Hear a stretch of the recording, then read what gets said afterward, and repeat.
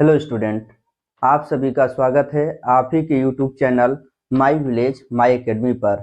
आज की क्लास में हम डिस्कस करेंगे क्लास अर्धवार्षिक परीक्षा के बारे में जो आज ही संपन्न हुआ है। क्लास 11 का जो है जीव विज्ञान का, आपने कितना सही किया कितना गलत किया है इसका एनालिसिस आप स्वयं करिएगा।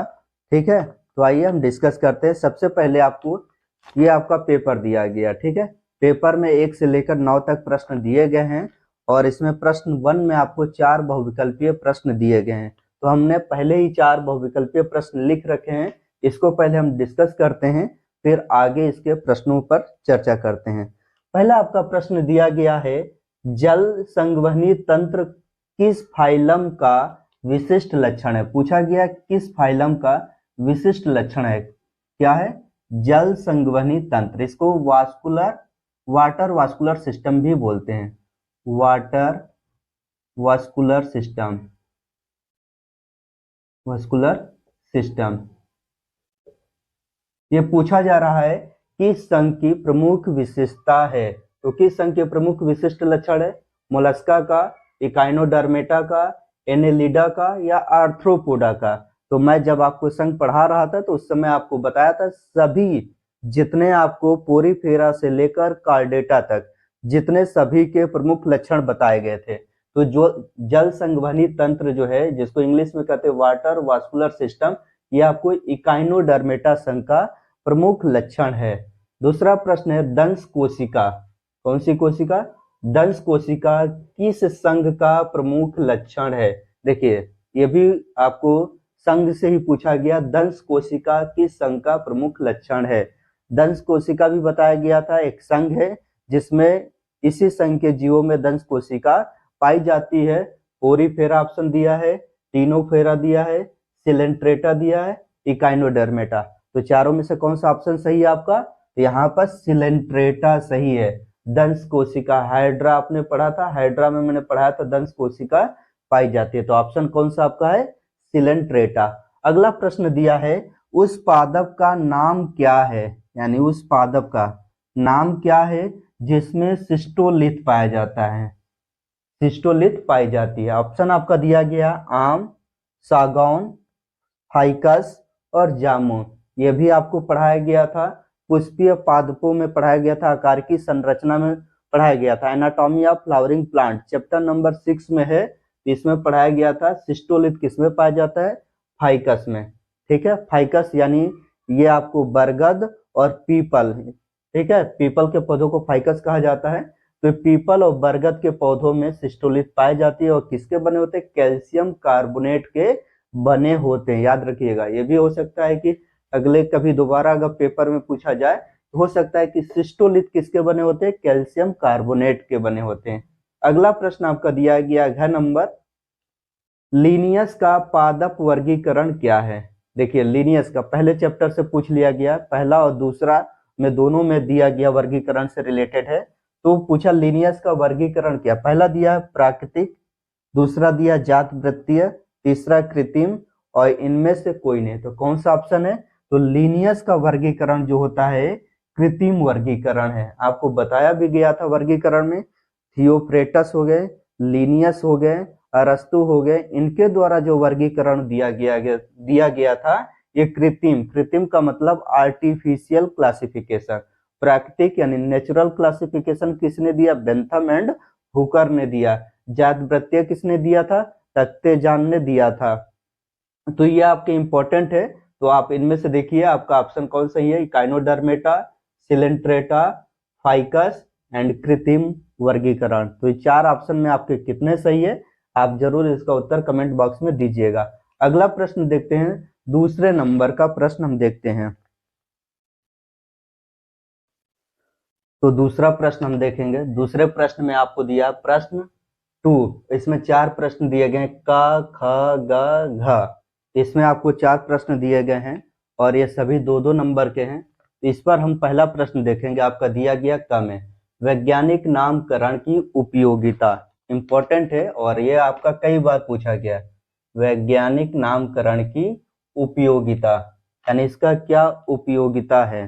तो आपको पता है कि पहले क्या होता था कि बहुत ऐसे जीव होते थे जिनका वर्गीकरण करते समय हम ये ध्यान नहीं देते थे। जैसे उड़ने वाली, जो भी आसमान में उड़ रही है तो उसको हम कह देते थे कि जितनी चीजें उड़ रही हैं आसमान में उनको हम बर्ड्स कह दिए। चलने वाले को, थल पर चलने वाले को हम कह दिए मैमल है। पानी में रहने वाले सभी जीवों को कह दिए मछली है। लेकिन वास्तव में क्या है, जब इस पर अध्ययन किया गया तो अध्ययन करने में यह पाया गया कि हर चीज उड़ने वाली बर्ड्स नहीं हो सकती, चिड़िया नहीं हो सकती, क्योंकि आसमान में हर चीज उड़ने वाली चिड़िया नहीं है। जैसे चमगादड़, चमगादड़ वास्तव में चिड़िया नहीं है, क्या है, मैमल है। मैमल की पहचान आपको बताया गया था कि मैमल की मेन पहचान क्या होगा, ईयर ड्रम पाए जाएंगे, कर्णपल्लो जिसको कहा जाते हैं, बच्चे देते हैं, स्तन ग्रंथियां पाई जाती हैं, ठीक है, डायाफ्राम पाया जाता है, ये मैमल के लक्षण है। तो चमगादड़ जो होती है भले आसमान में उड़ती है, ठीक है, उसके जो अग्रपाद होते हैं ये पंख में मॉडिफाई हो जाते हैं, लेकिन वास्तव में क्या है, मैमल है, बच्चे देती है। जल में रहने वाले जीव जो होती है सभी मछली नहीं हो सकती। डॉल्फिन हो गया, ब्लू व्हेल हो गया, ये सब क्या है, मैमल है, बच्चे देते हैं, ठीक है। वास्तव में ये मछली नहीं है, क्या है, मैमल है, प्राणी है, ठीक है। थल पर चलने वाले हर जीव क्या हो जाएंगे, मैमल नहीं हो सकते।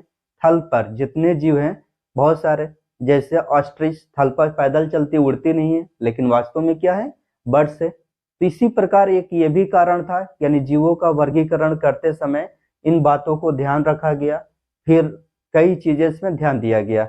और कॉमन नेम, जब इसमें उपयोगिता, वैज्ञानिक नामकरण की उपयोगिता, नामकरण दिया गया तो नामकरण में एक वैज्ञानिक है कैलोरस लीनियस, और कैलोरस लीनियस ने क्या दिया था, द्वि नाम पद्धति दिया। और द्वि नाम पद्धति में इन्होंने बताया कि जितने जीव होंगे उनका नामकरण दो में किया जाएगा, किसमें, वंश और जात, स्पीसीज और जीनस। आपको बताया गया था किसमें, जीनस एंड स्पीसीज, इसमें इसका वर्गीकरण किया जाएगा। और जब भी लिखेंगे किसी का भी नामकरण, चाहे प्लांट हो या एनिमल, उसको अगर हैंड राइटिंग से लिख रहे हैं तो थोड़ा तिरछा लिखेंगे और दोनों के नीचे अंडरलाइन करेंगे। जीनस का पहला लेटर कैपिटल लेटर में होगा, जबकि स्पीसीज का पहला लेटर क्या होगा, स्मॉल लेटर में होगा, ठीक है। तो ये याद रखिए, वैज्ञानिक नामकरण की एक कॉमन नाम की दिक्कत आती है। कॉमन नाम क्या होता है कि कॉमन नाम में एक ही चीज का अलग अलग नामों से जाना जाता है। जैसे हम ले लेते हैं गौरैया, भारत में स्पैरो को गौरैया कहा जाता है, जबकि इंग्लैंड में इसी गौरैया को हाउस स्पैरो कहा जाता है। जापान में अगर चले जाएं तो गौरैया को सुजुक कहते हैं, क्या कहते हैं, सुजुक कहते हैं, सुजुक। जापान में सुजून, सॉरी सुजुक नहीं, सुजून कहते हैं, क्या कहते हैं, सुजून कहते हैं जापान में। जबकि हॉलैंड में चले जाएंगे तो इसको मूस कहते हैं, हॉलैंड में क्या कहते हैं, मूस कहते हैं, इंग्लिश थोड़ा सा मूस कहते हैं हॉलैंड में। जबकि आप स्पेन में चले जाए तो पार्डल कहते हैं, स्पेन में क्या कहते हैं इसको, पार्डल। तो देखा, अगर देखा गया कि गौरैया का ही अलग अलग देशों में इसका अलग अलग नाम है, लेकिन है तो गौरैया एक ही। तो ये भी एक कंफ्यूजन होता था। जैसे हमारे भारत में सब्जियों का नाम ले लीजिए, जैसे प्याज ले लीजिए, हम उत्तर प्रदेश में रह रहे हैं तो उत्तर प्रदेश में प्याज को नॉर्मली प्याज कहते हैं, महाराष्ट्र में चले जाइए प्याज को कांदा बोलते हैं। तो कंफ्यूजन क्या है कि अलग अलग क्षेत्रीय भाषा में हर चीज का अलग नाम है। इसी तरह डॉग, आपको पता ही कि कॉमन भाषा में डॉग हम लोग कुत्ता कहते हैं, ठीक है, इंग्लैंड वाले इसको डॉग कहते हैं। लेकिन बंगाल में चले जाएंगे डॉग को कुक्कुर बुलाते हैं, तमिल में आप चले जाएंगे तो नाई कहते हैं, ठीक है। तो ये क्या हुआ कि सामान्य नामों की वैज्ञानिक नामकरण की उपयोगिता से क्या हुआ कि समानता, यानी किसी भी जीव का इंटरनेशनल लेवल पर क्या हुआ, समानता हुआ। यानी किसी को भी, कोई भी जीव हो उसको चाहे किसी भी नाम से जाना जाए, लेकिन अंतरराष्ट्रीय पर देखा जाए, इंटरनेशनल लेवल पर, तो उसका नाम क्या होगा, सामान्य। इसीलिए कैलोरस लीनियस ने क्या दिया, द्विनाम पद्धति दिया। द्विनाम पद्धति से यानी किसी भी जीव का नामकरण जीनस और स्पीसीज में लिखते, चाहे प्लांट हो। मैंगो को ही ले लीजिए, मैंगो का बॉटनिकल नेम क्या होता है, मैंजीफेरा इंडिका होता है। तो इंडिका क्या बता रहा है, इंडिका भारत की स्पीसीज है, मैंजीफेरा, मैंजीफेरा इंडिका, इसको स्मॉल से लिखेंगे, इंडिका। अब यहां पर क्या है, ये कैपिटल में होगा एम, इसको कैपिटल से लिखेंगे। और इसके नीचे अंडरलाइन करेंगे, जबकि इंडिका में IN से होगा। अब ये आम का बॉटनिकल नेम है। अब इंडिका यहाँ पर क्या बता रहा है, ये इंडिका दर्शा रहा है कहाँ की, स्पीसीज को, और मैंजीफेरा किसको दर्शा रहा है, जीनस को। लेकिन इंडिका ये बता रहा है कहाँ की स्पीसीज है, इंडिया की स्पीसीज है, इसीलिए यहाँ पे इंडिका लिखा। ठीक है, मैंजीफेरा इंडिका। अब आम को भारत में, भारत विभिन्न राज्यों से बना हुआ एक देश है, आपको पता है 28 राज्य है, तो हर राज्य में आम को हो सकता है कि अलग अलग नामों से जाना जाता होगा, उसके पौधे को अलग प्लांट हम आम कह रहे, हो सकता है कहीं पर और उस फल को कहा जाता होगा। तो लेकिन अगर इंटरनेशनल लेवल पर देखा जाए तो इसका नाम क्या, मैंजीफेरा इंडिका, कोई भी आम हो। ठीक है, इससे मतलब नहीं। अब यहीं पर अमेरिकाना हो जाए, अमेरिकाना, तो अमेरिकाना का मतलब होगा मैंजीफेरा अमेरिकाना। तो अमेरिकाना का मतलब हो गया कि ये कहाँ की, अमेरिका की स्पीसीज है, लेकिन सेम है। मैंजीफेरा यहाँ पर जीनस क्या है, सेम है, लेकिन स्पीसीज बदल सकती है, लेकिन आपका जीनस जो होगा बिल्कुल सेम होगा। ठीक है, तो ये याद रखिएगा। तो वैज्ञानिक नामकरण की उपयोगिता में यही है कि जो भी होगा इसका नामकरण करते समय लिनियस ने ध्यान रखा कि कॉमन नामों की दिक्कत, प्रॉब्लम को हटा दिया जाए, और द्वि नाम पद्धति लेकर आया। और दूसरा इसमें ये होता है, इसकी उपयोगिता में बहुत इंपॉर्टेंट है कि अध्ययन करते समय और जो भी जीवों के लक्षण अगर मिलते जुलते हैं तो उनको एक ग्रुप में रखा गया। जैसे अभी हमने फाइलम पढ़ा था, पोरीफेरा, सिलेंट्रेटस, हेलमिंथिज, एनिलिडा, तो इसमें ऐसे जीवों को रखा गया वर्गीकरण के द्वारा ही, नामकरण के द्वारा ही इनके मिलते जुलते लक्षणों को एक संघ में रखा गया। तो नामकरण की यही उपयोगिता है कि किसी भी जीव का कॉमन नाम जो प्रॉब्लम थी वो किसको क्या कर दिया गया, दूर कर दिया गया, लीनियस के द्वारा कर दिया गया। इसके द्वारा के लिए दो संस्थाएं भी है जो इंटरनेशनल लेवल पर काम करती है। कौन कौन सी हैं, पहला आपका होता है ICBN और दूसरा है ICZN। इसका फुल फॉर्म होगा, जो नामकरण पर काम, इसका आपका पहला होगा इसका नाम full form international code of botanical nomenclature, international code of botanical nomenclature. दूसरा होगा यानी वनस्पति विज्ञान से रिलेटेड नॉमेनक्लेचर को क्या करती है, ये उसका जो कैसे नामकरण, जैसे कोई नए पौधे का खोज किया गया तो उसका नामकरण कैसे रखा जाए, उसमें सारे प्रिंसिपल्स मतलब नियम दिए गए हैं। दूसरा आपका है international code of zoological nomenclature, इसमें जंतुओं के नामकरण का, कैसे कोई जंतु अगर नया खोजा गया, आपको पता है कि हर रोज नए जीवों की खोज हर रोज नए जीवों की खोज किया जा रहा है, तो इसका नामकरण किसके द्वारा किया जाए, जो प्रिंसिपल्स दिए गए हैं वो आपको international code of zoological nomenclature के अंतर्गत दिया गया है। जबकि आपको international code of botanical nomenclature के अंतर्गत पौधों का नामकरण करते हैं। तो ये दोनों संस्थाएं होती हैं। तो वैज्ञानिक नामकरण की उपयोगिता में आपको ये बात समझ में आया। आगे देखते हैं, दूसरा प्रश्न है कशाभिका के आधार पर जीवाणुओं का वर्गीकरण। आपका दूसरा प्रश्न दिया गया है कशाभिका के आधार पर जीवाणुओं का वर्गीकरण। यहाँ पर वर्गीकरण पूछा गया बैक्टीरिया का। ठीक है, तो कशाभिका के आधार पर बैक्टीरिया का वर्गीकरण हम कई प्रकार से कर सकते हैं, लेकिन आपका प्रश्न पूछा गया है कशाभिका यानी फ्लैजिला के आधार पर। तो फ्लैजिला के आधार पर देखा जाए तो बैक्टीरिया जो होती है 5 प्रकार की होती है। कौन कौन सी होती है, तो दूसरे का उत्तर हम लिखेंगे यहाँ पर कैसे। पहला इसका अगर देखेंगे कशाभिका के आधार पर जीवाणुओं का वर्गीकरण जो है, तो ये 5 प्रकार के बैक्टीरिया होते हैं। पहले को कहते हैं ए ट्राइकस बैक्टीरिया, ए ट्राइकस।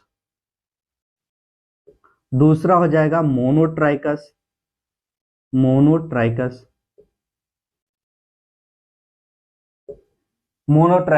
तीसरा हो जाएगा लोफोट्राइकस,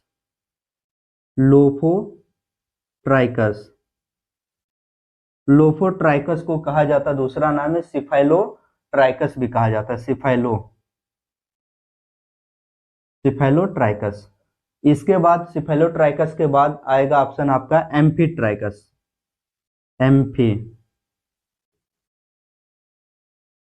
एम्फीट्राइकस। और लास्ट हो जाएगा पेरीट्राइकस,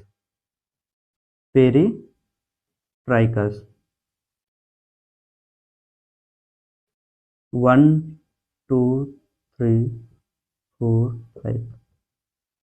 यानी फ्लैजिला के आधार पर जो बैक्टीरिया होते हैं 5 प्रकार के होते हैं। कौन कौन से होते हैं?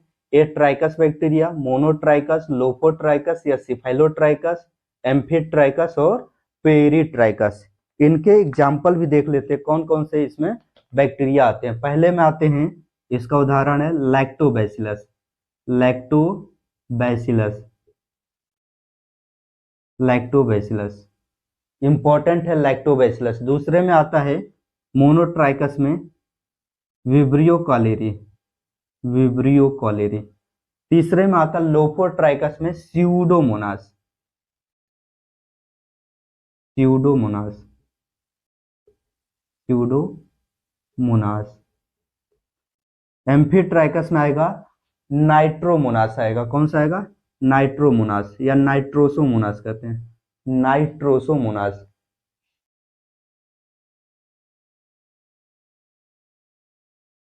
और लास्ट में पेरीट्राइकस में आएगा ई कोलाई। अब इसको कैसे पहचानेंगे? देखिए दिया गया फ्लैजिला के आधार पर, तो हमने बता दिया atrichous, monotrichous, lophotrichous, amphitrichous, peritrichous. लेकिन फिर भी आपको समझ में नहीं आ रहा होगा, ठीक है। लेकिन एक डायग्राम से समझते हैं कि कैसे समझेंगे। ए ट्राइकस दिया है तो ए का मतलब होता है एब्सेंट, यानी ऐसी बैक्टीरिया जिनमें कोई फ्लैजिला नहीं पाई जाती है, यानी नॉर्मली ये कैप्सूल के आकार के या इस टाइप के होते हैं। तो ये जो बैक्टीरिया इस आकार का होगा जो है लैक्टोबैसिलस, ठीक है। इसको ये ट्राइकस कहते हैं, इसमें कोई फ्लैजिला नहीं पाया जाता है। जबकि मोनो लिखा, मोनोट्राइकस, मोनो का मतलब जिसमें एक फ्लैजिला पाया जाता हो, यानी ऐसी बैक्टीरिया हो जिसमें एक सिरे पर एक बैक्टीरिया, एक फ्लैजिला पाया जाता है, तो इसको कहते हैं क्या? मोनोट्राइकस, विब्रियो कॉलेरी, ठीक है। विब्रियो कॉलेरी कॉलरा रोग उत्पन्न करता है। जबकि लोफोट्राइकस या सिफाइलोट्राइकस, लोफो का मतलब होता है गुच्छे में, एक सिरे पर जब गुच्छे में पाए जाते हैं, यानी इसमें क्या होगा, एक सिरे पर जब गुच्छे में फ्लैजिला हो तो इसको लोफोट्राइकस या सिफाइलोट्राइकस। उदाहरण किसमें है? स्यूडोमोनास में। इसके बाद एम्फीट्राइकस, एम्फी का मतलब दोनों साइड, जब बैक्टीरिया के दोनों सिरे पर या तो सिंगल या गुच्छे में, ठीक है, इस टाइप से पाए जाते हैं, तो इसको कहा जाता है एम्फीट्राइकस। इसका उदाहरण है नाइट्रोसोमोनास, इसका एग्जांपल है। अगला है पेरीट्राइकस। यह जो बैक्टीरिया है हमारे आंत में भी पाई जाती है और इसको बोलते हैं पेरीट्राइकस। पेरी का मतलब हो गया ये चारों तरफ आपका पाया जाता है, चारों तरफ। तो इसका एक आपका बन जाएगा और इसके चारों तरफ आप फ्लैजिला बना दीजिए। ये आपका हो गया। आपका यही प्रश्न पूछा गया था, कशाभिका के आधार पर जीवाणुओं का वर्गीकरण बताइए। तो जीवाणुओं का वर्गीकरण कितने होंगे? 5 प्रकार के होंगे।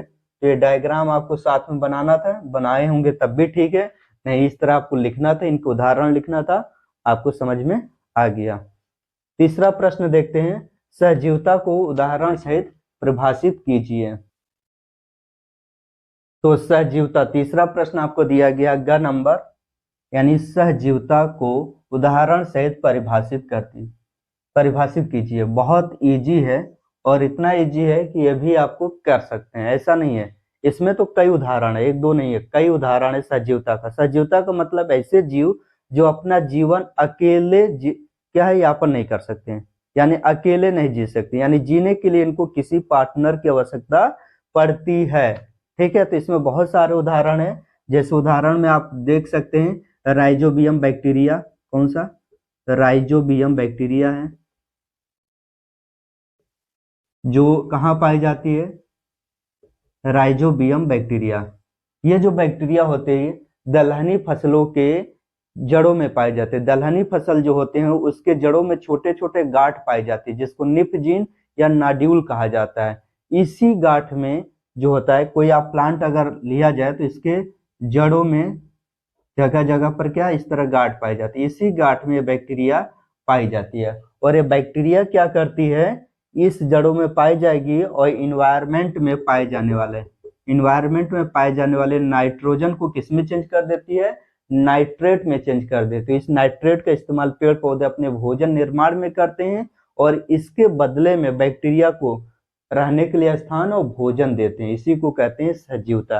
दूसरा उदाहरण ले सकते हैं लाइकेन।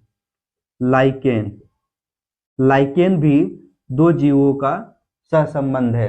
किसका किसका है? कवक और शैवाल। कवक और शैवाल। क्यों? क्योंकि कवक आपको पता है, कवक को फंगस कहते हैं। कवक में क्या है? किसी प्रकार का कोई लवक यानी इसमें पिगमेंट नहीं पाया जाता है।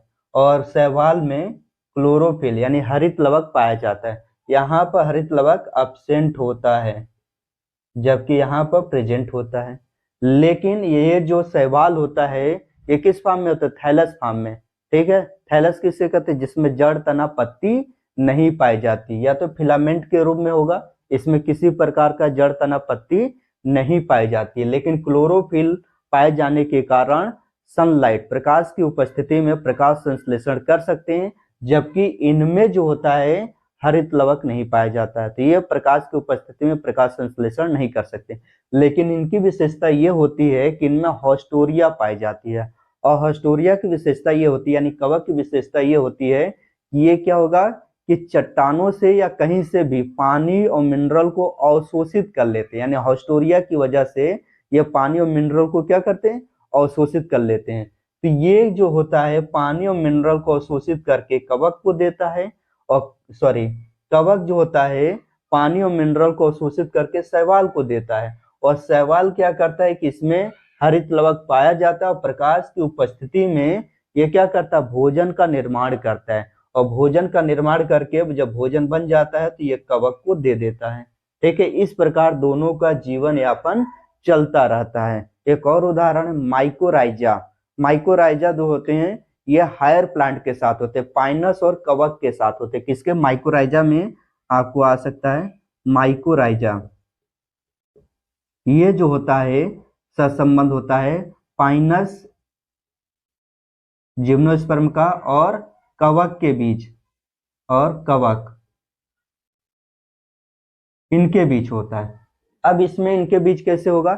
जो पाइनस होता है, तो पाइनस जब बड़े हो जाते हैं तो कभी कभी कुछ पाइनस की ऐसी प्रजातियां पाई जाती हैं जिनके रूट में, ये जो रूट है, रूट के अग्रभाग पर जो टिप्स होता है जिसको कहते हैं रूट हेयर, ठीक है, रूट कैप नहीं पाया जाता है। और जब रूट कैप नहीं पाया जाता है तो ये क्या हॉस्टोरिया में अवशोषित करने की क्षमता पाई जाती है। तो ये जो कवक होते हैं इस रूट कैप के जगह पर पाए जाते हैं, और ये कुछ कोशिकाओं के अंदर तक इंटर कर जाते हैं और जमीन से, ठीक है, वाटर और मिनरल को अवशोषित करके पाइनस को देते हैं। और पाइनस क्या करता है? बदले में भोजन बना के इनको देता है। यानी इनको खाने के लिए भोजन और रहने के लिए स्थान मिल जाता है, बदले में भोजन। और पाइनस को क्या करता है? बदले में इसको क्या मिल जाता है? मिनरल और पानी मिल जाता है। तो ये तीनों में से किसी के बारे में भी आप लिख सकते थे। सहजीवता का उदाहरण से परिभाषित करने के लिए पूछा था, तो आप चाहे राइजोबियम के बारे में लिख सकते थे, चाहे लाइकेन के बारे में, या माइकोराइजा के बारे में, क्योंकि इसमें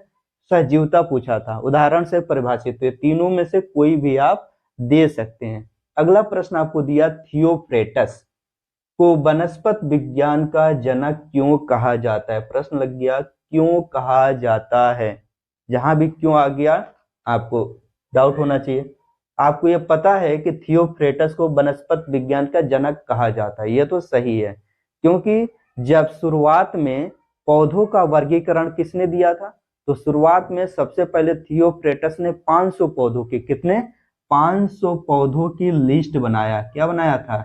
लिस्ट बनाया। और इस लिस्ट में इन्होंने पौधों को वर्गीकृत किया, ठीक है। इसमें देखा कि कौन पौधे कितने वर्ष जीते। जिन पौधों का जीवन यापन 1 वर्ष तक था उनको कहा 1 वर्षीय पौधा, जिनका जीवन यापन 2 वर्ष था उन्हें कहा 2 वर्षीय पौधा, और जो पौधे जिनका जीवन काल 2 से अधिक वर्षों तक था उन्हें कहा बहुवर्षीय पौधे कहा। ठीक है, इस आधार पर इन्होंने पहली बार पौधों का वर्गीकरण किया। इसी वजह से इनको क्या कहा जाता है? वनस्पत विज्ञान का जनक कहा जाता। बस इतनी सी बात थी इसमें लिखना। और ये भी याद रखिएगा, इनके बुक का नाम क्या है, थियोफ्रेटस के बुक का नाम हिस्टोरिया प्लांटेरम, और दूसरी बुक लिखा था इंक्वायरी इनटू प्लांट। ठीक है, तो ये भी याद रखिएगा, इनके बुक का नाम क्या है, हिस्टोरिया प्लांटेरम, लिख लीजिएगा हिस्टोरिया प्लांटेरम, हिस्टोरिया प्लांटेरम इनके बुक का नाम है। एक दूसरी है इंक्वायरी इनटू प्लांट, ये भी इन्हीं की बुक है। ठीक है, तो ज्यादा ये पूछा गया हिस्टोरिया प्लांटेरम। ठीक है, तो इस वजह से इनको कहा जाता है। अगला प्रश्न हम देखेंगे, प्रश्न संख्या 3। ये 2 में 4 दिया गया था, क ख ग घ। आई होप ये पूरा आपको समझ में आया होगा। अब प्रश्न संख्या हम 3 समझेंगे। अब हम प्रश्न 3 देखेंगे। प्रश्न 3 में भी आपके 4 प्रश्न है। प्रश्न 3 में क ख ग घ। ठीक है, पहला आपका प्रश्न दिया गया है, एनिलिडा के प्रमुख लक्षण लिखिए। अब एनिलिडा का लक्षण पूछा गया और आपको ये बताया भी गया है, एनिलिडा में क्या आता है, केचुआ आता है, ठीक है, नेरिस आता है और लीच आता है, यानी जो इनके बारे में बताया गया है। एनिलिडा के प्रमुख लक्षण क्या है, केचुआ के बारे में आप जानते हैं और जोक के बारे में जानते हैं। इनको देख के आपको लिखना था। केचुआ का शरीर कैसा होता है, बेलनाकार होता है, इसका शरीर पकड़ने पर चिपचिपा होगा। ठीक है, शरीर देखने पर लाल होता है, किसके वजह से, हीमोग्लोबिन इसमें पाया जाता है। ठीक है, जिसके वजह से इसका शरीर लाल दिखता है। ये सनलाइट को देखकर क्या करता है, भागता है अंधेरे की तरफ। ठीक है, ये कहाँ पाया जाता है, जहां पर नमी होगा। ठीक है, अधिकतर आप देखेंगे नमी वाले जगहों पर ये पाए जाती है, यानी कि सूखा हो गया तो वहां पर नहीं। अगर इनका शरीर क्या होगा, सूख जाएगा तो इनकी डेथ हो जाता है। ठीक है, क्यों, ये श्वसन नहीं ले पाएंगे। श्वसन कैसे लेते हैं, ये अपने शरीर के द्वारा, त्वचा के द्वारा, नम्न त्वचा के द्वारा श्वसन लेते हैं। गमन के लिए इसमें क्या पाई जाती है, सीटी पाई जाती है। ये क्या खाते हैं, ह्यूमस खाते हैं। ठीक है, कहाँ रहते हैं, सुरंग बना के। इनको किसानों का मित्र कहा जाता है। क्यों कहा जाता है, क्योंकि ये जमीन को क्या करते हैं, पोरस बना देते या छिद्र युक्त बना देते हैं, जिससे क्या होते हैं कि हवा हो गया, मिनरल्स हो गया या अन्य पदार्थ आसानी से पौधों के जड़ों तक पहुंच जाते हैं। इस वजह से केचुआ को किसानों का मित्र कहा जाता है। पुराने जमाने में कुछ ऐसे घाव हो जाते थे जिनको लीच के द्वारा ठीक किया जाता है, क्योंकि लीच जो होती है ये क्या करती है, शक करती है। ठीक है, तो पुराने घाव या फोड़ा फुंसी हो जाते थे जो ठीक नहीं होते थे, तो इनका उपयोग उस घाव पर चिपका दिया जाता था। ये क्या करते थे, गंदे या दूषित जो ब्लड था उसको क्या करते थे, खींच लेते थे, यानी चूस लेते थे, फिर इनको हटा दिया जाता था। तो लीच का भी उपयोग इसमें किया जाता था। ठीक है, तो इस तरह आप आसानी से एनिलिडा में 4-5 पॉइंट आप लिख सकते हैं। ऐसा नहीं है कि इसमें आप नहीं लिख सकते, इसको हम विधिवत पढ़ाए हैं। ठीक है, तो ये आपको लिख लेंगे। लक्षण पूछा गया, प्रमुख लक्षण 6-7 लक्षण लिखना था। ठीक है, दूसरा दिया वर्गीकरण की आवश्यकता और उसके महत्व का उल्लेख कीजिए। वर्गीकरण की आवश्यकता, अभी इसमें हमने दूसरा चैप्टर में बताया वैज्ञानिक नामकरण की उपयोगिता, तो इसमें वर्गीकरण की आवश्यकता क्यों होगी। मैंने बताया कि हर चीज उड़ने वाली बर्ड्स नहीं होती है, क्योंकि इसमें चमगादड़ भी जो है मैमल है, तो वर्गीकरण की इसीलिए आवश्यकता हुई। ठीक है, थल पर चलने वाले हर चीज क्या हो गई, क्या हो सकता, मैमल नहीं हो सकता। थल पर चलने वाले कीट पतंगे हो सकते हैं, बर्ड्स भी हो सकते हैं। ठीक है, इसलिए वर्गीकरण की आवश्यकता हुई, क्योंकि वर्गीकरण की वजह से हम क्या कर सकते हैं कि इनमें विशेषताएं देखेंगे कि जैसे मैमल है, मैमल को एक अलग ग्रुप बना लिया गया, वर्गीकरण के आधार पर ही ये तो संभव हुआ। वर्गीकरण के आधार पर ही तो हम पहचान पाए कि चमगादड़ जो क्या है वो बर्ड्स नहीं है, क्या है, मैमल है। वर्गीकरण की सहायता से हम पहचान पाए कि पानी में हर चीज रहने वाले जीव जो मछली नहीं हो सकती, जैसे ब्लू व्हेल, डॉल्फिन हो गया, स्कॉलियोडॉन हो गया, इनको हम पहचान पाए। जैसे मैमल के प्रमुख लक्षण क्या, डायाफ्राम मैमल का लक्षण है, ईयर ड्रम मैमल का लक्षण है, ग्रीवा, ठीक है, जिसको हम सर्विकल, ग्रीवा में 7 हड्डियां पाई जाती हैं, चाहे वो जिराफ हो, चाहे मैमल हो या छुछुंदर, सबसे छोटी मैमल होती है उसके भी गर्दन में 7 हड्डियां पाई जाती है, मैमल की पहचान है। ठीक है, जिराफ कितना लंबा हो गया, गर्दन उसकी बहुत लंबी है, फिर भी उसकी पूरी गर्दन में 7 हड्डियां पाई जाती है, मैमल की पहचान है।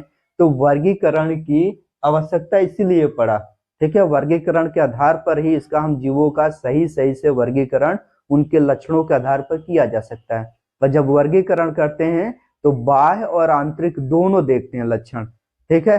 जैसे हमने कहा ईयर ड्रम, ये किस में पाया जाता है? मैमल में पाया जाता है। जिनमें ईयर ड्रम पाया जाता लगभग वो सारे मैमल बच्चे देते हैं, लेकिन कुछ अपवाद भी हैं, जैसे एकेडिना, डकबिल प्लेटिपस, इनके ईयर ड्रम पाए जाते हैं, लेकिन ये क्या है, बच्चे नहीं देते, अंडे देते हैं। इनको कनेक्टिंग लिंक बोलते हैं, ठीक है, संयोजक कड़ी बोलते हैं। लेकिन मोस्टली देखा जाए इनको छोड़कर जिनमें ईयर ड्रम पाए जाते हैं वो सभी बच्चे देते हैं।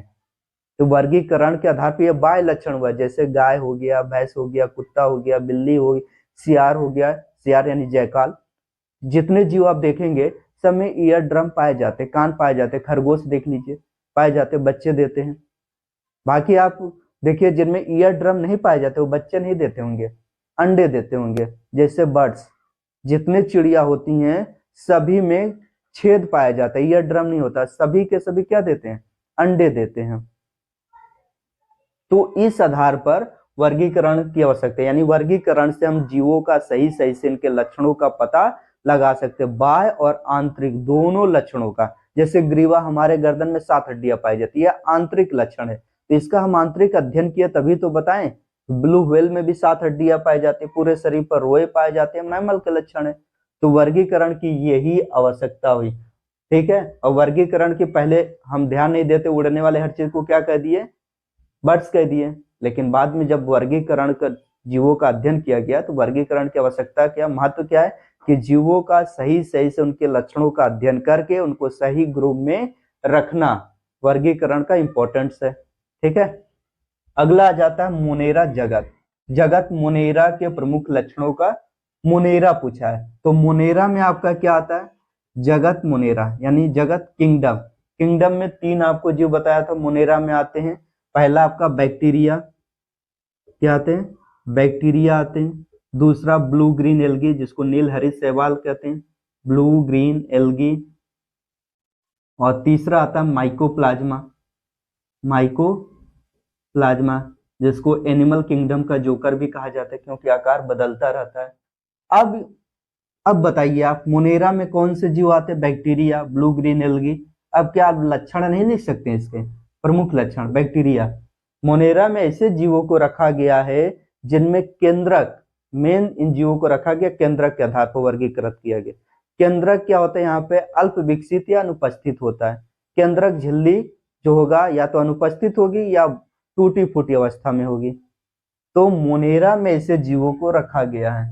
अगर फिर भी आप बैक्टीरिया, क्योंकि इसके एग्जाम्पल आपको पता होता है तो आप लक्षण आसानी से लिख लेते हैं। अब बैक्टीरिया के लक्षण क्या होते हैं आपको पता है, अगर फिर भी नहीं पता है तो आप एक बार फिर से किताब देखिए, क्या मैं बताया था आपको, ये इंपॉर्टेंट है। तो बैक्टीरिया आपको एक सरल जीव होता है, ठीक है, आसानी से आप लिख सकते हैं। इस संघ में जितने जीव पाए जाते हैं इनमें केंद्रक जो होगा अल्प विकसित या अनुपस्थित होगा। केंद्रक झिल्ली जो होगी टूटी फूटी अवस्था में होगी या अनुपस्थित होगा।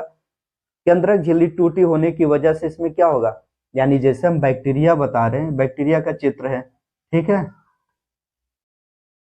आप ये फ्लैजिला है। अब बैक्टीरिया के बीच में डीएनए आ रहा है, क्योंकि इसमें जो होता है कोई केंद्रक झिल्ली नहीं पाई जाती है। इस वजह से केंद्रक के अंदर जितने चीजें पाई जाती है, डीएनए, आरएनए, जो भी है, राइबोसोम, ये राइबोसोम और साइटोप्लाज्म, कोशिका द्रव्य और केंद्रक द्रव्य आपस में यहाँ पे क्या हो जाते हैं, मिक्स हो जाते हैं पूरी तरह से, ठीक है। तो इस आधार पर आपको मोनेरा के प्रमुख लक्षण बताने थे और इसके उदाहरण ये तीनों हैं। थैलोफाइटा क्या है, इसका चौथा प्रश्न दिया, थैलोफाइटा क्या है, उदाहरण सहित समझाइए। थैलोफाइटा ऐसे पौधे जिनमें जड़, तना, पत्ती नहीं पाए जाते उन्हें थैलोफाइटा कहा जाता है। जैसे शैवाल, उदाहरण पूछा गया है शैवाल, तो यहाँ उदाहरण हो जाएगा शैवाल, यानी ऐसे पौधे जिनमें जड़, तना, पत्ती में विभक्त नहीं होंगे उन्हें थैलोफाइटा कहा जाता है। ब्रायोफाइटा में भी कुछ पौधे ऐसे आते हैं जो चपटे होते हैं, थैलस नुमा होते हैं, जैसे आप कह सकते हैं रिक्सिया, मार्केंसिया, इस टाइप से होते हैं, थैलस नुमा होते हैं, ठीक है। आपने डायग्राम देखा होगा, इस टाइप से होते हैं थैलस नुमा, ये जड़, तना, पत्ती में विभक्त नहीं होते हैं। तो ब्रायोफाइटा में कुछ पौधे ऐसे आते हैं जो थैलवाइड होते हैं, जिन्हें थैलवाइड कहा जाता है। थैलोफाइटा में अधिकांश आते हैं ऐसे पौधे जिनमें जड़, तना, पत्ती में विभक्त नहीं होंगे, उन पौधों को कहा जाता है थैलोफाइटा। उदाहरण है शैवाल। ठीक, अगला हम देखेंगे प्रश्न आपका प्रश्न संख्या 4। ठीक है, प्रश्न संख्या 4। 4 में 3 प्रश्न दिए गए क ख ग। ठीक है, इसमें पहला प्रश्न दिया गया कोशिका झिल्ली के फ्लूइड मोजाइक मॉडल को चित्र सहित समझाइए। यह आपको हम ऑलरेडी समझा चुके हैं। ठीक है, अगर आपने नहीं देखा, इससे पिछले क्लास में हमने समझाया, जाके वीडियो आप देख लीजिएगा, ऑलरेडी है। तो फ्लूइड मोजाइक मॉडल, ठीक है, फ्लूइड मोजाइक मॉडल किसने दिया था? सिंगर और निकोलसन ने दिया था। ठीक है, कोशिका चैप्टर से दिया गया है, जिसमें कोशिका झिल्ली को डिफाइन किया गया। सर्वमान्य ये थ्योरी है। ठीक है, इन्होंने 2 तरह के प्रोटीन बताया था, एक्सट्रिंसिक प्रोटीन और इंट्रिंसिक प्रोटीन। इंट्रिंसिक प्रोटीन किसे कहते हैं? जो कोशिका झिल्ली के अंदर धसे रहते हैं।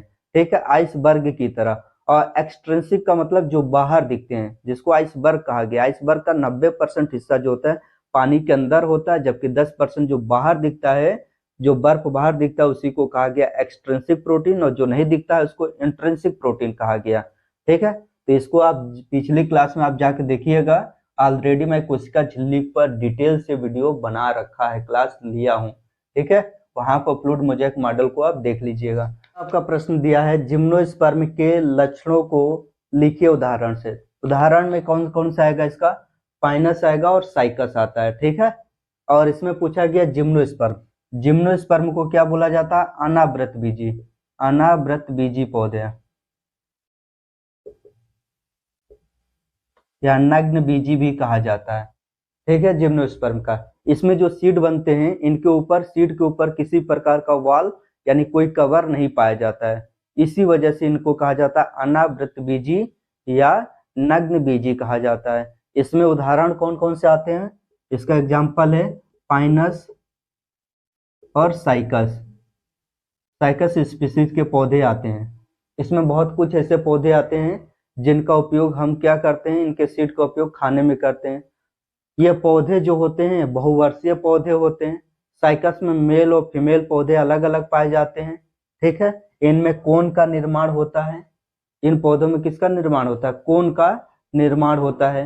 ये पौधे जो होते हैं, ये क्लास में हमने पूरा डिटेल से जिम्नोस्पर्म के बारे में बताया था। जिम्नोस्पर्म क्या? पूरा फैला आपका एल्गी, ब्रायोफाइटा, टेडोफाइटा, जिम्नोस्पर्म, इनके बारे में। तो यहाँ पर आप आसानी से लिख सकते हैं। ठीक है, पाइनस जियार्डियाना का उपयोग हम जिससे साबूदाना प्राप्त करते हैं, जिसको हम फास्ट में खाते हैं, इन्हीं पौधों से प्राप्त किया जाता है। पाम ऑयल इन्हीं से प्राप्त किया जाता है। पेंसिल की लकड़ी जो बनाई जाती है, इन्हीं से प्राप्त किया जाता है। तो बहुत सारे इसके इम्पोर्टेंट बताए थे। तो आप, आई होप इसको आप भी कर लेंगे। जिम्नोस्पर्म के 6-7 लक्षण आसानी से लिख सकते हैं अगर पढ़े होंगे तो। पुष्प क्या है? एक प्रारूपिक एंजियोस्पर्म पुष्प के विभिन्न भागों का सचित्र वर्णन करें। बहुत इजी है प्रश्न ये। पहली बात तो पुष्प क्या है? तो मैं बताया था पुष्प वास्तव में क्या है? पुष्प प्ररोह का रूपांतरित रूप है, यानी मॉडिफिकेशन ऑफ सूट, यानी सूट का मॉडिफिकेशन है, मॉडिफिकेशन ऑफ सूट। सूट को हिंदी में क्या बोलते हैं? प्ररोह बोलते हैं, प्ररोह। पुष्प हमेशा देखेंगे अग्रभागों पर पाए जाते हैं। ये जो होता है प्ररोह का रूपांतरित भाग है। एक लाइन में इसका उत्तर है, पुष्प क्या है? प्ररोह का रूपांतरित भाग है। पूछा गया है एक प्रारूपिक एंजियोस्पर्म पुष्प के विभिन्न भागों का सचित्र वर्णन करें। कोई भी पुष्प आप बना लेते, गुड़हल का बना लेते, हिबिस्कस रोजा साइनेसिस का ही बना लेते, या मस्टर्ड फ्लावर, मस्टर्ड मतलब होता है सरसों के पुष्प का बना लेते। तो आपको मैं चित्र बना दे रहा, सरसों के पुष्प का ही बना रहे हैं। सबसे पहले क्या बनाएंगे? ये आपका फीमेल पार्ट है। इसके बाद मेल फ्लावर, मेल पार्ट। और सरसों में मेल पार्ट कितने होते हैं? 6 होते हैं। ये नहीं अपने आप,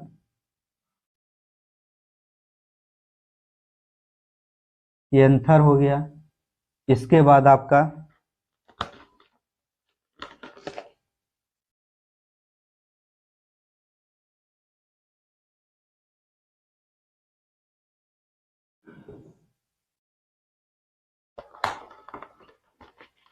नीचे जिस पर सारे पार्ट अरेंज होते हैं, इसको थैलमस बोलते हैं। ठीक है, बीच में आपका इसमें क्या होता है? ओवरी। यही आपको चित्र बनाना था और आप ये भी नहीं बना पाए। ये एंजियोस्पर्म, जितने पुष्पीय पौधे यानी पुष्पीय पौधों का अध्ययन किसमें करते हैं, एंजियोस्पर्म के अंतर्गत करते हैं। अब इसमें 4 भाग होते हैं एक फ्लावर में, आपको पता होगा कौन कौन से, कैलिक्स, कोरोला, एंड्रोसियम, गाइनोसियम। और इन्हीं के बारे में, विभिन्न भागों के बारे में पूछा था लिखने के लिए। तो पहला कौन सा हो जाएगा आपका लिखना होगा, तो कैलिक्स। कैलिक्स को बोलते हैं बाह्य दल पुंज, कैलिक्स यानी बाह्य दल पुंज हो जाएगा। दूसरा एक कलर वाला भाग, सरसों में देखेंगे पीला पीला जो फूल पंखुड़िया होता है उसी को बोलते हैं कोरोला, कोरोला जिसको हिंदी में बोलते हैं दल पुंज। इसके बाद मेल पार्ट होता है जिसको पुंकेसर या एंड्रोसियम बोलते हैं। क्या बोलते हैं, एंड्रोसियम। और जबकि चौथा पार्ट जो बीच वाला फीमेल पार्ट जिसको गाइनोसियम बोलते हैं, गाइनोसियम, स्त्री केसर। इसी के बारे में आपको लिखना था और फिर भी आप इसको भी मैं ऑलरेडी पढ़ा चुका हूँ। अगर आपको नहीं पता है तो इसको आप देखिए, पिछली वीडियो में पूरा डिटेल से फ्लावर के बारे में बताया हूँ। ठीक है, तो ये आपको एक प्रारूपिक एंजियोस्पर्म के पुष्प का यही आपको वर्णन करना था। ठीक है, अगला प्रश्न हम देखते हैं 5वें नंबर का। ठीक है, तो हम 5वें प्रश्न के बारे में डिस्कस करेंगे।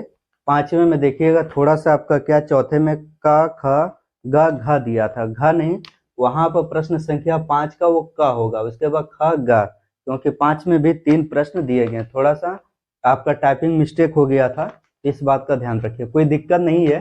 ठीक है, तो यहाँ पर क, ख, ग, क में दिया फर्न या फ्यूनेरिया में पीढ़ी एकांतरण, फर्न या फ्यूनेरिया में पीढ़ी एकांतरण को रेखा चित्र द्वारा समझाइए। ऑलरेडी इस पर हम क्लास ले चुके हैं और समझा भी चुके हैं फ्यूनेरिया फर्न के बारे में, जो आपको ब्रायोफाइटा संघ का प्लांट है। ठीक है, इसके बारे में मैंने डिटेल से बताया था, शायद यूनिट टेस्ट में भी यह प्रश्न पूछा गया था जिसको मैं डिफाइन किया हूँ। अगर आपने नहीं देखा पिछली क्लास तो यूनिट टेस्ट वाली उसको आप जाके देख लीजिएगा। ठीक है, तो इसको हमने डिफाइन कर रखा है। दूसरा है स्तनधारी वर्ग के सामान्य लक्षण बताइए। स्तनधारी यानी मैमल की बात कर रहा है। ठीक है, मैमल यानी हम लोगों की बात कर रहा है। ठीक है, हम लोगों में जितने मैमल होते हैं उन सब की बात कर रहा है। तो मैमल में कौन क्या क्या लक्षण होते हैं अभी मैंने बताया। ठीक है, मैमल का ग्रीवा, गर्दन में 7 हड्डियां पाई जाती है, ईयर ड्रम पाए जाते हैं, मैमल बच्चे देते हैं, पूरे शरीर पर रोए पाए जाते हैं। मैमल क्या करते हैं एक जगह पर दूसरे, इनमें संवेदनशीलता पाई जाती है, सोचने समझने की क्षमता अन्य जीवों की अपेक्षा ज्यादा पाई जाती है। ठीक है, मैमल में स्तन ग्रंथियां पाई जाती है। तो मैमल की विशेषता है, आसानी से आप ये लिख लिए होंगे, मुझे उम्मीद है आपने लिखा होगा। फिर आपको जीवाणु अथवा शैवाल, चाहे जीवाणु का लिखिए अथवा दिया है, चाहे आप जीवाणु अथवा शैवाल के आर्थिक महत्व लिखिए, आर्थिक महत्व पूछा है, इन दोनों में से किसी का भी लिखना था। ऑलरेडी आपको शैवाल के बारे में भी बैक्टीरिया के बारे में भी बता चुका हूँ। बैक्टीरिया के बारे में थोड़ा बहुत चर्चा कर लेते हैं। बैक्टीरिया आपको पता है, इसके बिना हम अपने जीवन की कल्पना नहीं कर सकते। अगर आप ऐसा सोच रहे हो कि हम सर्वश्रेष्ठ हैं तो ये आपका भूल है। अगर बैक्टीरिया इस पिरामिड से अगर देखा जाए इकोसिस्टम से, अगर कोई भी जीव विलुप्त हो जाता है तो इसमें डायरेक्टली ह्यूमन प्रभावित होता है। ह्यूमन, अन्य जीव भी प्रभावित होंगे, केवल ह्यूमन ही नहीं होंगे, क्योंकि बैक्टीरिया, एक प्रश्न आता है अगर इस संसार यानी अर्थ से बैक्टीरिया पूरी तरह से बैक्टीरिया विलुप्त हो जाए, बैक्टीरिया और कवक, तो क्या होगा? तो पृथ्वी जो हमारी अर्थ है लाशों के ढेर हो जाएगा, जिधर आप जाओगे उधर ही लाश होगा। क्यों? क्योंकि लाश जो होंगी वो सड़ेंगी गलेंगी नहीं, जिस अवस्था में पड़ी उसी अवस्था में पड़ी रहेगी। क्योंकि आपको पता है कि इस अर्थ पर जिन चीजों को सड़ाने गलाने का काम होता है वो बैक्टीरिया और कवक है। अगर ये नहीं होंगे तो हम उम्मीद नहीं कर सकते हैं, कोई लाश नहीं सड़ेगी, कोई जीव जंतु मर गए वैसे पड़े रहेंगे। ठीक है, जैसे हम रोज हमारे घरों से सब्जी के छिलके या अन्य छिलके निकल रहे हैं, बहुत सारे ऐसे कूड़े का ढेर शहरों से जाके एक जगह डंप किए जा रहे हैं, वो ऐसे टीला होते जा रहे हैं, उनको सड़ाने का काम ये बैक्टीरिया करते हैं। ठीक है, और बहुत सारे हमारे भोज्य पदार्थ बिना बैक्टीरिया के बनते ही नहीं है, जिसको हम कहते हैं किडवन। सिरका का नाम सुना है, बिना बैक्टीरिया का बनेगा नहीं। ब्रेड इंडस्ट्री बिना बैक्टीरिया का बनेगा नहीं। डेयरी इंडस्ट्री, दूध से दही बनाते बैक्टीरिया ही बनाती है, लैक्टोबैसिलस बैक्टीरिया। जितना बैक्टीरिया होंगे दही उतना ही स्वादिष्ट लगती है, आप समझिए। यानी जितने फास्ट फूड बनाए जाते हैं सब में बैक्टीरिया, पनीर इंडस्ट्री में, डेयरी इंडस्ट्री में, चमड़ा उद्योग में, अल्कोहल उद्योग में, सारे बैक्टीरिया भरी पड़ी हैं। बिना बैक्टीरिया का कल्पना नहीं है। घरों में हम बहुत सारी चीजें बनाते हैं, नान रोटी, डबल रोटी, जितने रोटी बनाते, जलेबी, शाम को हम डालते उसमें, आपको पता ही होगा, ईस्ट डाल देते हैं, बैक्टीरिया ईस्ट तक जो माइक्रो सूक्ष्म जीव होते हैं उनको डाल देते, तभी हम सुबह खाते हैं। पकवान, हमारे कुछ ऐसे पकवान होते हैं जो इनके बिना संभव ही नहीं है, किडवन करते हैं, फर्मेंटेशन। तो बैक्टीरिया हमारे जीवन में बहुत इंपॉर्टेंट है। इसी तरह शैवाल भी बहुत इंपॉर्टेंट है, इसको ऑलरेडी मैं डिफाइन किया हूँ पिछले क्लास में, ऑलरेडी आप देखिए पूरा का पूरा बताया हूँ। सलाद के रूप में हम उपयोग करते हैं, भोजन के रूप में, दवाई के रूप में एक स्पाइरुलिना कैप्सूल आती है जो इसमें लगभग 70% प्रोटीन पाई जाती है, वो शैवाल है, स्पाइरुलिना शैवाल पाया जाता है। इसके बाद रिसर्च में भी यूज किया जाता है इसका, ठीक है। कुछ सवाल ऐसे जिसके केंद्र पर रिसर्च किया जा रहा है, फ्यूचर में हम स्पेस में जाएंगे तो इनको ले जाने के। और ये भी बताया गया था शैवाल जो है, आपको लगता होगा धरती पर बड़े बड़े बहुत पेड़ पौधे हैं ये हमें जीवित रखते, नहीं। जो तालाबों में गंदे जो तालाब हैं, झील है, झरने हैं, समुद्र, इनमें जो शैवाल पाए जाते हैं, अर्थ पर, पृथ्वी पर 70 से 80% जो ऑक्सीजन बनती है इन शैवालों की वजह से, काई जिसको हम कहते हैं, इनके वजह से हम जिंदा हैं, और बाकी जो शेष होता है अन्य पौधों से, ठीक है। तो ये इंपॉर्टेंट है, 5 में 3 प्रश्न थे। आई होप ये आपको, आशा करता हूं कि ये भी आपने लिखा होगा। अगला प्रश्न देखते हैं, प्रश्न नंबर 6 है, समसूत्री विभाजन अथवा अर्धसूत्री विभाजन फर्स्ट के विभिन्न भागों का सचित्र वर्णन करें। इसको हम अलग से पढ़ा देंगे, ठीक है, क्योंकि ये बहुत बड़ा चैप्टर है, ठीक है। कोशिका चक्र, कोशिका विभाजन से दिया गया है, तो इसमें दोनों में से एक करना था, चाहे आप समसूत्री विभाजन करिए या अथवा अर्धसूत्री विभाजन फर्स्ट, क्योंकि अर्धसूत्री विभाजन मियोसिस इसको कहते हैं, इसमें 2 अवस्थाएं हैं, पहली और दूसरी, इसमें केवल पहली अवस्था पूछी गई है। इसके बाद ख, इसी में 6 का ख, सोलेनेसी कुल के पुष्पीय लक्षणों का वर्णन कीजिए। इस कुल के किन्हीं 2 पौधे का वनस्पति नाम लिखिए। मकोई के पुष्प का सूत्र और चित्र बनाइए। यह भी आपको बताया गया था कि किस तरह चित्र बनाते हैं, किस तरह समझते हैं, पूरा डिटेलिंग किया था। फिर भी इस पर एक अलग से हम वीडियो बना देंगे आपके लिए। तीसरा इसका दिया है 6 का ग, यूग्लिना को पादप और जंतु जगत के मध्य संयोजक कड़ी क्यों माना जाता है। यह भी बताया हूं क्लास में भी, फिर भी आप सुन लीजिए। यूग्लिना जो होता है प्रोटोजोआ, किस संघ का, प्रोटोजोआ संघ का जीव है, और इसमें यूग्लिनोनॉइड एक पिगमेंट पाया जाता है। कौन सा पिगमेंट, यूग्लिनोनॉइड एक पिगमेंट पाया जाता है। इस पिगमेंट की उपस्थिति की वजह से यूग्लिना अपना भोजन स्वयं बना लेता है। जबकि इस संसार में जितने जीव हैं, जीव की बात कर रहा हूं, प्लांट को छोड़कर जितने एनिमल हैं, प्राणी जगत की बात कर रहा हूं, कोई भी अपना भोजन स्वयं नहीं बना पाते हैं, आंशिक रूप से या पूर्ण रूप से अन्य जीवों पर, ठीक है, निर्भर रहते हैं। हम अपना भोजन नहीं बना पाते हैं, ठीक है। बनाने और पकाने में अंतर है, हम अपना भोजन पकाते हैं, बनाते वास्तव में कौन है, पादप, हरे पादप, ठीक है। या जंतुओं में पूछा जाए तो यूग्लिना जो है अपना भोजन स्वयं बना लेता है, लेकिन विषम परिस्थितियों में क्या होगा, ये सड़े गले पदार्थों से भी अपना भोजन प्राप्त करता है, ठीक है। इसी वजह से इसे पादप जगत और जंतु जगत के बीच का संयोजक कड़ी कहा जाता है। ओके, 7 नंबर में है, एक शब्द में उत्तर दीजिए। बहुत ही है, 4 नंबर का यह प्रश्न था। पहला दिया, कीप कोशिकाएं किस संघ के जंतुओं में पाई जाती। कीप कोशिकाएं पूछा गया, देखिए 7 नंबर का दिया गया, ठीक है, 7 का कीप कोशिकाएं पूछा है। कीप कोशिकाओं को क्या कहते हैं, कालर कोशिकाएं भी कहते हैं। कीप कोशिकाएं पूछा गया है किस संघ की विशेषता है, और कीप कोशिकाएं को कालर कोशिकाएं, कुछ याद आया, पोरीफेरा संघ में, किसमें, पोरीफेरा, पोरीफेरा संघ की विशेषताएं हैं, ठीक है, याद रखिएगा। साइकॉन जब पढ़ाया था तो उसमें बताया था कॉलर सेल या कीप कोशिकाएं किसमें पाई जाती है, संघ पोरीफेरा में। केनिस फेमिलियरिस का सामान्य नाम है, तो केनिस फेमिलियरिस हमारा पेट एनिमल है, घरों में पालते हैं, डॉग, कुत्ते का है, याद रखिएगा। किसका है, ख का ऑप्शन सही कौन है, केनिस फेमिलियरिस, कैनिस फेमिलियरिस, ये किसका नाम है? जूलॉजिकल कुत्ता है, यानी डॉग का। ठीक है। अगला प्रश्न दिया है, डायाफ्राम किसकी विशेषता है? ग नंबर डायाफ्राम। अभी मैंने बताया डायाफ्राम किसकी विशेषता है, तो डायाफ्राम स्तनधारी की विशेषता है। किसकी? स्तनधारी वर्ग की विशेषता है, ये भी याद रखिए। वर्गीकरण की सबसे छोटी इकाई क्या है? कितना इंपॉर्टेंट पूछा गया है। वर्गीकरण की छोटी इकाई बताइए। वर्गीकरण की छोटी इकाई क्या है?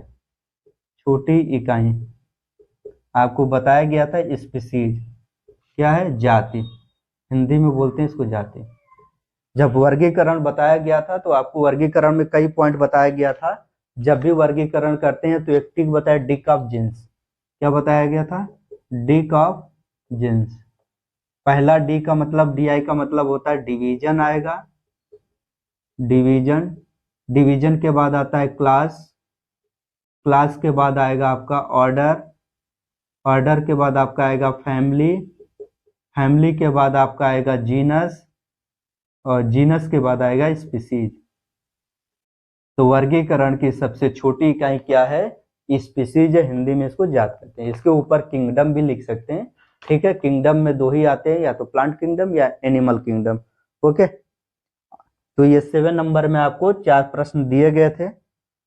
अगला दिया है प्रश्न नंबर 8। ठीक है। 6 नंबर का, निम्नलिखित में से किन्हीं 3 का सचित्र वर्णन कर दिए। ये कोशिका से दिया गया, केंद्रक, लाइसोसोम, अंतःपृथ्वी जालिका और गालजी। केंद्रक आपको पता है किसने? रॉबर्ट ब्राउन ने इसकी खोज किया था। और केंद्रक को क्या कहा जाता है? कोशिका का मुखिया कहा जाता है। यानी केंद्रक में जितने एक्टिविटी होती हैं उस पर कंट्रोल किसका होता है? केंद्रक का। ये भी आपने किया होगा। लाइसोसोम को क्या कहते हैं? आत्महत्या की थैली कहा जाता है, क्योंकि इसमें हाइड्रोलिटिक एंजाइम पाए जाते हैं जो पानी की उपस्थिति में कोशिका को पूरी तरह से क्या करते हैं? डैमेज कर देते हैं। ठीक है। और इसका निर्माण कहाँ से होता है? गोल्जी बॉडी या गोल्जी काय या अंतःपृथ्वी जालिका से होता है। अंतःपृथ्वी जालिका, एंडोप्लाज्मिक रेटिकुलम, ये जो होता है केंद्रक के बाहर जो आवरण पाई जाती है, यानी केंद्रक के बाह्य झिल्ली से इसका निर्माण होता है। 2 प्रकार के होते हैं, एक स्मूथ एंडोप्लाज्मिक रेटिकुलम और दूसरा रफ। स्मूथ और रफ राइबोसोम की उपस्थिति की वजह से इसको 2 भाग में डिवाइड किया है। जिस पर राइबोसोम पाए जाते हैं उसको रफ एंडोप्लाज्मिक रेटिकुलम, और जिस पर नहीं पाए जाते इसको smooth endoplasmic. Smooth endoplasmic reticulum जो है इंपॉर्टेंट है। क्यों? ये स्टोरेज का काम करती है, स्टोरेज का। ये हमारे लीवर में एक जगह लीवर में पाई जाती है। और जो लीवर में अंतःपृथ्वी जालिका चिकनी जो पाई जाती है, ये डिटॉक्सिफिकेशन का काम करती है। डिटॉक्सिफिकेशन। ठीक है। यानी डिटॉक्सिफिकेशन क्या होता है कि जब हम कोई चीज ऐसे खाते जो हमारे शरीर के लिए लाभदायक ना हो, तो ये कोशिकाएं उनको क्या करती है? कन्वर्ट कर देती है, बदल के फैट में परिवर्तित हो जाती हैं। ठीक है। और जिस पर राइबोसोम पाए जाते हैं, आपको पता है राइबोसोम को प्रोटीन फैक्ट्री कहा जाता है। ये प्रोटीन जो संश्लेषण में भाग लेते हैं। गोल्जी काय को ट्रैफिक पुलिस कहा जाता है। इसका भी आपको क्लास में डिटेल से बताया गया। ट्रैफिक पुलिस क्यों करते हैं? ट्रैफिक पुलिस का काम क्या होता है? चौराहे पर दिशा देना। तो यहाँ पर क्या होता है कि जो भी गोल्जी बॉडी के द्वारा जो चीजें सिक्रेटरी पदार्थ झिल्लियों में पैक करके भेजे जाते हैं, तो इसको कहाँ पर भेजा जाता है ये गोल्जी बॉडी डिसाइड करती है। ठीक है। तो ये भी आपने कर लिया होगा, कोशिका से रिलेटेड है। अगला प्रश्न दिया है, लास्ट नंबर दिया है प्रश्न संख्या 9। स्थायी ऊतक का विस्तृत वर्णन कीजिए। स्थायी ऊतक आपको बताया गया था जिसको परमानेंट टिश्यू कहा जाता है। और परमानेंट टिश्यू में आपको बताया गया था ये 3 प्रकार के हो सकते हैं। कौन कौन से होते हैं परमानेंट टिश्यू में? आपको पता होगा, बताइए। हमने इस पर ऑलरेडी पढ़ा चुका हूँ क्लास में, कुछ याद आ रहा है? ये क्लास 9th में भी ऊतक जब पढ़ाए थे तो वहां पर भी है, और क्लास 11th में भी है। तो इसको आप एक बार देख लीजिएगा। ठीक है। परमानेंट टिश्यू में जाइलम और फ्लोएम आते हैं, ये आप ध्यान से रखिए। प्रोटोजाइलम और मेटाजाइलम, ये आपको पेरिसाइकिल के अंदर इनका निर्माण होता है। इनको भी मैंने क्लास में डिटेल से बताया है। ठीक है। फिर भी इन पर अलग से, क्योंकि ये अलग चैप्टर है, तो अलग चैप्टर जब इसको हम पढ़ाएंगे तो इसको ऑलरेडी हम पढ़ा चुके हैं, क्लास में तो पढ़ा चुके हैं, लेकिन यहाँ पर आपको ऑलरेडी इस पर अलग से एक वीडियो बना देंगे। ठीक है। तो आई होप आपने पूरा का पूरा पेपर अच्छा किया होगा। उम्मीद करते हैं कि सभी लोग आप पास हो जाएंगे, ताकि अभी तो अर्धवार्षिक है, जो लोग अच्छा नहीं कर पाए हैं वो मेहनत करें, अपने आप को आकलन करें कि हमने कितना सही किया है कितना नहीं किया है, ताकि जो वार्षिक आने वाला है उसमें आप सुधार करें और अच्छे नंबर प्राप्त करें आप। ठीक है, तो इसी आशा के साथ कि आप अच्छे से पढ़ाई करेंगे, अपना ख्याल रखिए। ठीक है, फिर अगली क्लास में मिलते हैं, तब तक के लिए जय हिंद जय भारत।